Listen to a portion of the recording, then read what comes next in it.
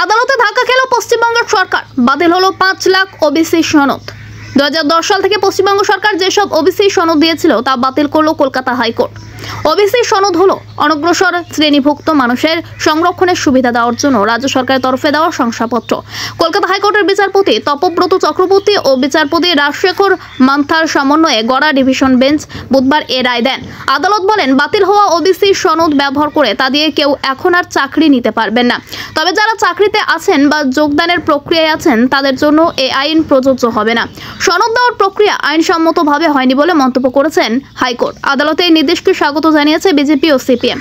আদালত আরও বলেন, এখন থেকে যাদের ওবিসি তালিকাভুক্ত করা হবে তাদের পশ্চিমবঙ্গ বিধানসভায় সিদ্ধান্ত ক্রমে এ তালিকা প্রণয়ন করতে হবে। West Bengal backward class welfare commission ওবিসিদের তালিকা নির্ধারণ করবে।